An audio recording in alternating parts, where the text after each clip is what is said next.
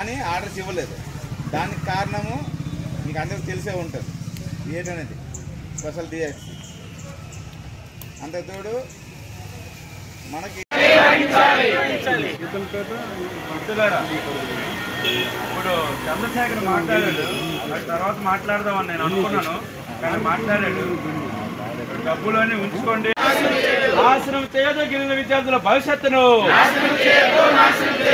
సిఆర్టీలు అందరినీ రెన్యువల్ చేయాలి, సిఆర్టీలు అందరినీ రెన్యువల్ చేయాలి. సిఆర్టీలకు ఏమైనా జరిగితే అధికారులే బాధ్యత వహించాలి. రెన్యువల్ చేసేటంత వరకు పోరాడతాం. కాపాడండి గిరిజన విద్యారంగాన్ని, కాపాడతాం. ఆడుకోవద్దు మా భవిష్యత్తుతో,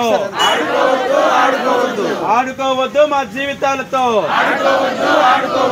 ఆడుకోవద్దు మా సిఆర్టీలందరినీ.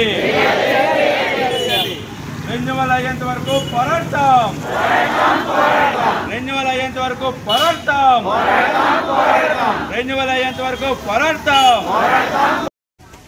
కొత్త గవర్నమెంట్ వాడికి ఏంటంటే వాళ్ళు ఇప్పుడున్న గవర్నమెంట్ వాడు ఈ కాంట్రాక్ట్ పద్ధతి తీసుకొచ్చిందే వాడు సగం జీతాలు ఇచ్చేసి మనల్ని రిజిస్ట్మెంట్ చేయడానికి వాడు ప్రయత్నం చేస్తున్నారు. కాబట్టి రెగ్యులరైజేషన్ అనేది అది కష్టసాధ్యం. మనం ఆల్రెడీ కోర్టుకు వెళ్ళాం. కోర్టు ద్వారానే మనకి 99% నేను 100% అని